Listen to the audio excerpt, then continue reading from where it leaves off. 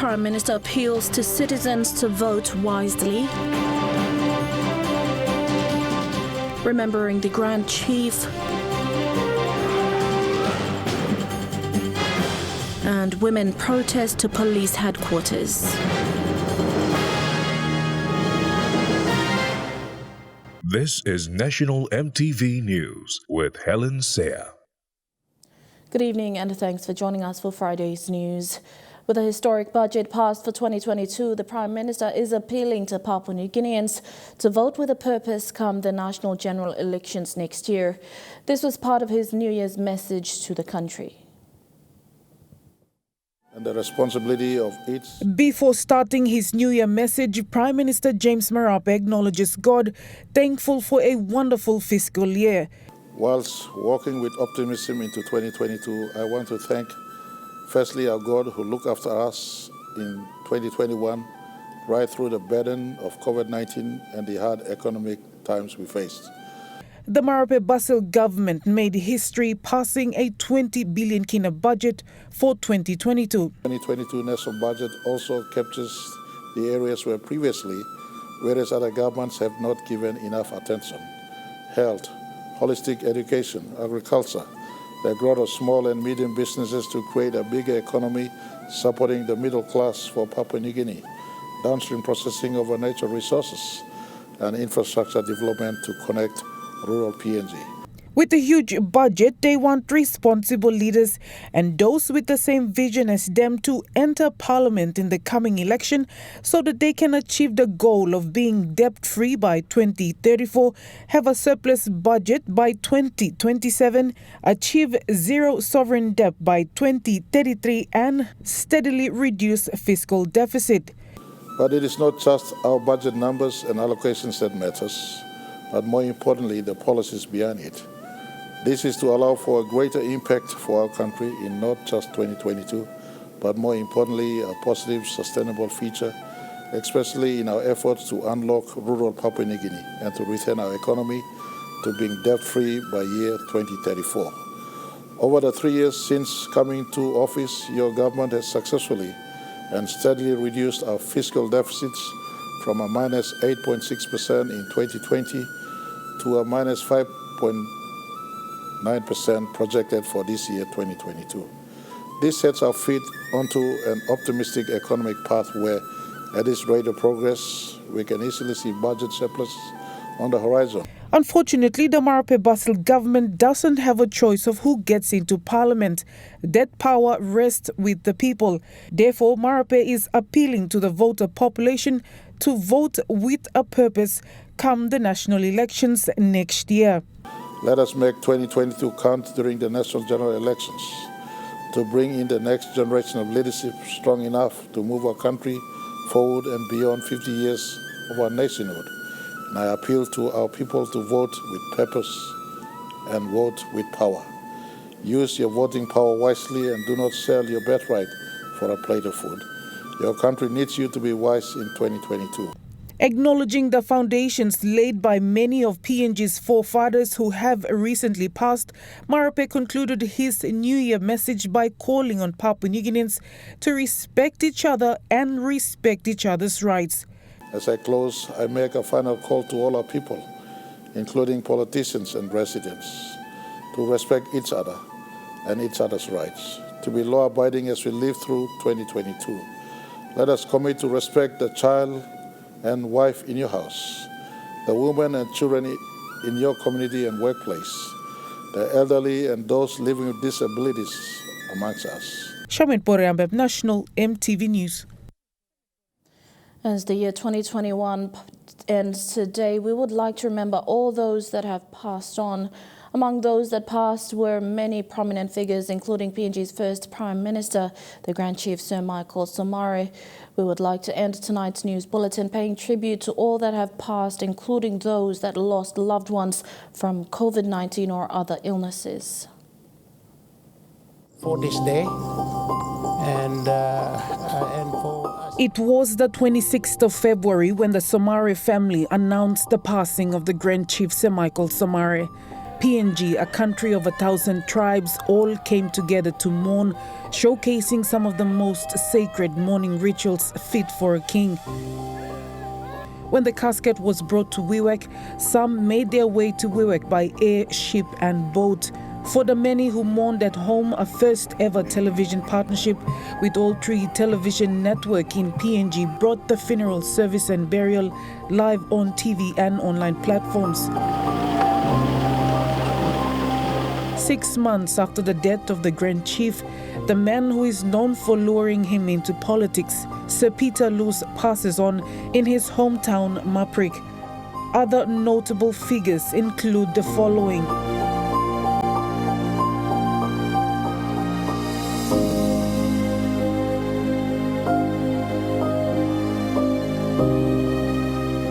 We have lost many of our founding leaders last year, 2021. The great Grand Chief Sir Michael Sumare, the greatest amongst them, Sir Mekere Murota, Sir Salas Otopare, Sir Paulus Matane, Sir Ronald Toviu, to name a few. These are leaders with impeccable qualities who brought our country to this point, and they are passing on the baton of leadership to this generation. We also remember a number of MPs that passed this year.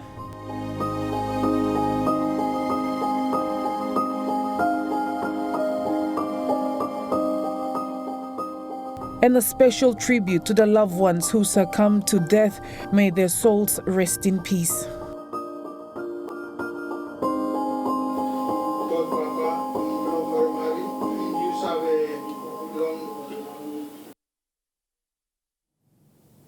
Among stories after the break, resource owners from Angora in Hela province petitioned the government over infrastructure grants. Details after the break.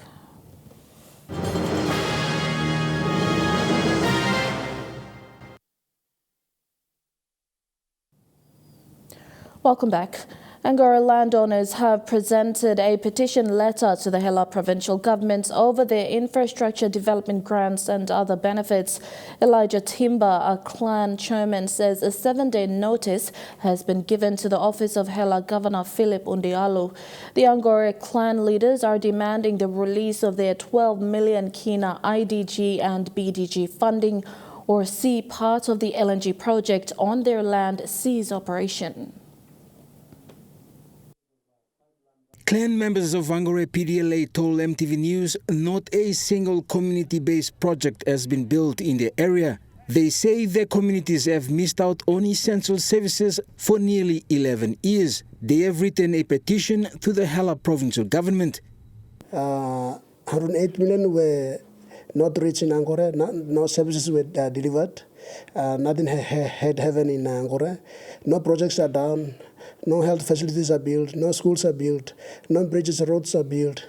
So we all were neglected and we all missed out from the provincial government of Hela and national government of Papua New Guinea. So now we are concerned is we want, there is a last money, there is 12 million left to complete the 120 million. So what we want is, we want 12 million to be brought back to Angora, paid at the Angora wellhead site. On 19th June this year, Petroleum Minister Kerangaku announced the release of 120 million kina for landowners in Hela. Out of that, 12 million kina is for the Angora PDL8. The landowners say Hela provincial government must pay their share of IDG funding. If the provincial government fails to respond, they have threatened to shut ExxonMobil's operation on their land. As a Welbasi landowner, and I'm the principal landowner of the Welbasi, currently the ExxonMobil is drilling. If Governor Undelo does not respond to my petition, then the people on the ground is willing to stop the project as soon as possible after 7-day notice. Angora PDL8 covers Block 1715 and boasts 3 well pads. They say the LNG project has generated revenue for the country and their benefits must be paid. So this last money now I'm all olimia. This like 12 million and must come in Angora. How me blow by working this like decision and me blow working business and me blow at company finish. Project is start finish. So make sure this la money 12 million blood this la last 12 million mas karingam langure. Because semino karingam mi blom by peacefully shut down project na kabino mas kamo to clear action mobile by to la discussion of any project. A few days ago, the Hela governor made a statement regarding benefits for the Hela land owners involved in the PNG LNG project. Possibly in the new year, will be in January. We'll be making the start. The HPDL 7 will be the first one to pay the equity and royalty entitlements. So for HPDL 1, Angora and Chuha, I encourage them to withdraw court cases, and we are ready to assist the department's consent. And once this is complete, we got a lot of money sitting in the trust accounts. The Prime Minister has announced well over 1 billion sitting in the trust accounts, both equity and royalty, and they need to have access to those funds. But first of all, they must withdraw the court cases. They must come back home, provide leadership, and help government to complete the claim vetting process. Then they'll have access to the funds. The Angora PDL-8 landowners have given the Hela provincial government 7 days to respond to their petition. Jaguar Jr. National EMTV News. Hela Governor Philip Undialu says Hela will never be the same come 2022. He says impact projects like road sealing, electricity connection, health upgrade and infrastructures at district level are progressing at 80%. Governor Undialu says it's a combination of funding from the tax credit scheme, national government and development partners to see these projects get off the ground. We can achieve that target ahead of time. Speaking to EMTV News, Governor Undialu says Hela province is slowly but gradually transforming for the better. He says many ongoing projects in health, law and order infrastructure is funded and supported by a combination of stakeholders. Governor Undialu says this has been crucial to deliver services for the people. We got combination of funding from tax credit, provincial government, the national government, and we got mix of other support from other development partners also coming on board. A major impact project is a road sealing along its highway and feeder roads. He says the work on major roads are complete at 80%. For rural roads, priority has been for the small township roads in Como, Koroba, Magarima and Taripori. And so I think there's no excuse for people to hold us back. Hela is moving ahead on a high note. And in the coming months and weeks, we will continue to put more emphasis on road sealing, on law and order, in education, health and agriculture being our priority in the province. According to Governor Undialu, development partners like UNS back the provincial government in addressing law and order and agriculture projects. He says this is key to transform the community and allow for the easy flow of services in other sectors. The governor says once all projects are completed, Hela will be different. We got fence completed, sealing projects ongoing throughout the province, power lines connected throughout the province, women and people and UN and FDPA and NARI heavily engaged in agriculture business and so forth. Once the NDBs in operation, will be putting in between 5 to 10 million kina. Our people will be busy engaged in the SME space and agriculture space, and we have a promising future for Hela. And I must assure my people that Hela will never be the same again. All major projects are expected to be open or commissioned in the first quarter of 2022. Jaguar Jr. National EMTV News. As the city is preparing for the new year, a group of women led by the NCD Women's Commissioner fronted up at the Royal Papua New Guinea Constabulary headquarters today. They are pushing for authorities to arrest the perpetrators of the brutal torture of women in the Jaguar Erava district of Southern Highlands. They were met by Police Minister William Onglo.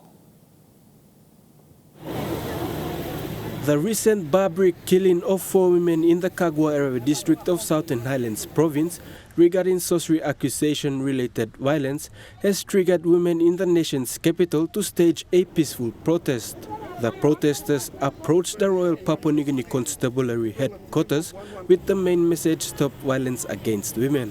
Representing the women, Elise Siki described the killing as inhumane. Siki demands the GBV law to be fully enforced for the perpetrators to be dealt with. Long look save long important role mama na lo mibla working pinis na lo go inside but all must look him this important role mama in the country na enforce him this law and must number one thinking blo mibla na mibla match come down law at kota blo police long konodabu. The group of frustrated women are also demanding relevant authorities to arrest perpetrators who were involved. All must arrest him, this man who side involved na. All kill him, this all mama, strip him all, na all naked him all. Mibla like him was law must go na, police must go na, kiss him all, na arrest him all. Emba make him mibla all mama by film amamas na one bell. Police Minister William Onglo was at the scene today to address the group of women who fronted up at the RPNGC headquarters at Konedobu. When addressing the women, Onglo reminded them to report GBV incidents and let the law enforcers to intervene. All mama, you all picnic Mary, time you go reporting cases. Knock and withdraw him. Time I'm stopping the law. Let him stop now, people must kiss him all money. Yeah, this is our voice. Plenty time. You plus go report, and then you plus go walking agreement outside the talk. Maske. People competition outside. When you do that, you don't solve the crime. The crime is still there. Yeah. Onglo assured the women that police force will work until justice is served. We will not rest until Miplak Simogara come into the justice country now. Yeah. So Mipla ballot them. Mipla man, me feel him offended through. Mipla leaders here. Mipla feel him useless when it happened under our management. It's not right. We will fix it up. We will not let it go until Mipla fix him yet. The group of women say they will continue the protest if nothing will be done to the perpetrators. Suppose ono go make him osem, mipla lo must be, mipla but still protest here they go na. This la all Mario man who said. Podivai National EMTV News. And now looking at the NAS Fund market report, the Kina closed unchanged at $0.2850 in the interbank market. At Bank South Pacific, your Kina was buying $0.2775 $0.38 Australian dollars, $0.2375 euro, and 31.27 Japanese yen. Looking at commodity prices at New York close, gold is trading lower, coffee and copper closed lower, and cocoa closed higher. Crude oil is trading higher, palm oil and copper closed higher. And on the stock market, the Dow Jones closed higher, the ASX 200 is trading higher, and the All Ordinaries is trading higher. Chukai Sports is next, all the details after the break.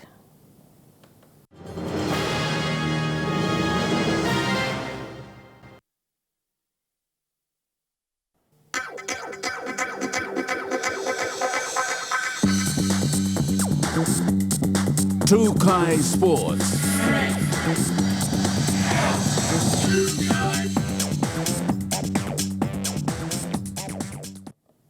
Welcome to Chukai Sports.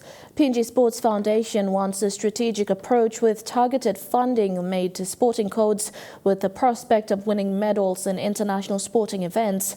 This aim is to invest in elite athletes. That's the message from the CEO of PNG Sports Foundation, Albert Veritao. The high expectations placed on athletes when attending overseas events doesn't always match the level of support and funding given to them during their training, either by the government or the private sector.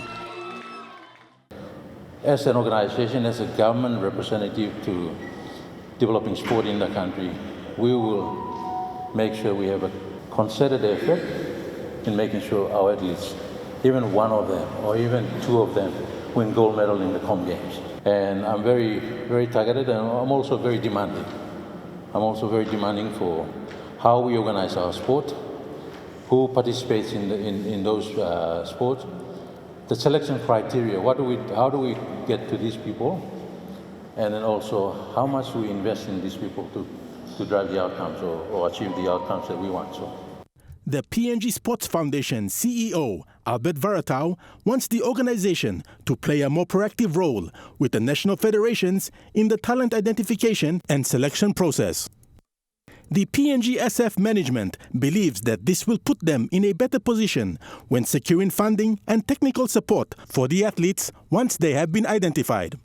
So I'm having conversations with the Olympic Committee. I'm having conversations with the federations that I think are most likely to win a medal or win two medals. Sports Foundation has over time had a much hands-off approach in the sense that they've sat back and made sure that they found the money to send the teams overseas. You know, you need to invest time and resources to make sure that the team does well. One thing is to put them on the plane, and the other thing is to make sure that they bring medals back. Huxley Lovai, Chukai Sports. And that ends Chukai Sports. The weather details coming up next. Chukai Sports.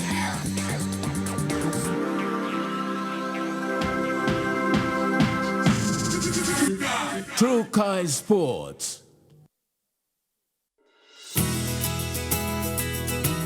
This weather update is proudly brought to you by MoniPlus, with you always.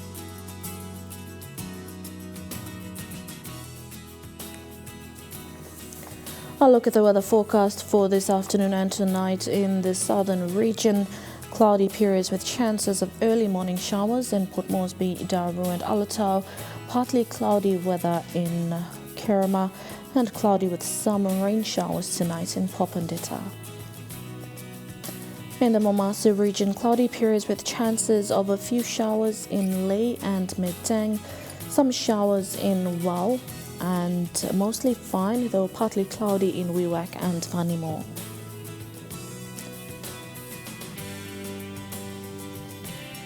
In the New Guinea Islands region, mostly fine and partly cloudy weather in Kokopo and Rabaul. Mostly cloudy with a chance of a few showers in Loringau, Kavieng Kimbe and Buka. And in the Highlands region, cloudy periods with evening showers and morning fog in Mount Hagen, Goroka and Kundiawa, and cloudy periods, then morning fog in Mendi and Wabeg.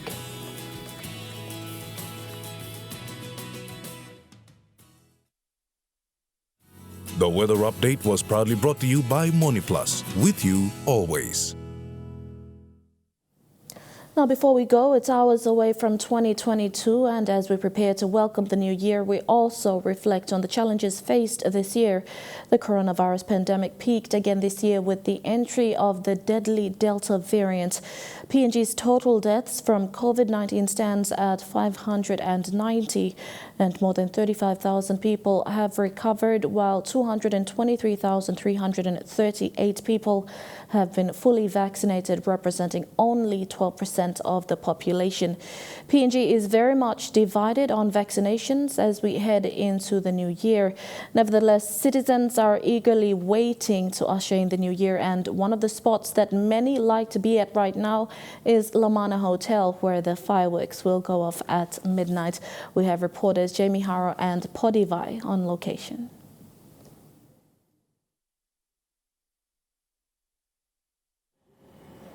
Testing. 2, 1. Okay. Thank you, Helen. We're here just outside Port Moresby's party capital. So Lamana is it's one of the best places in the city. In fact, it's the best place to watch the New Year's fireworks, and this year is no different.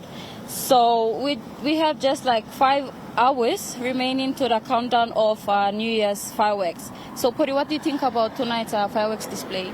Thank you, Jamie. I think the fireworks is a traditional thing for people around the nation's capital, as they are anticipating to farewell the year 2021. And I'm hoping that 2022 will be COVID-free, and as we are looking forward to the national general elections as well. And for personally, I think there's challenges ahead, but we are looking forward to it. So I'll give it back to Jamie. Yes, so before midnight, this place will be crowded with people. So right now, people are going into the club to book a spot for the fireworks, and on the outside, families and friends will gather here to pack this area to witness the fireworks. So we'll be here before midnight to witness a live fireworks. Thank you, Helen. Back to you. Thank you, Jamie and Poddy. And that's been the news, sport and weather for today, Friday, 31st of December, 2021, the last day of 2021, actually. On behalf of the entire EMTV News team, we wish you a happy new year and celebrate responsibly. Be safe and bye for now.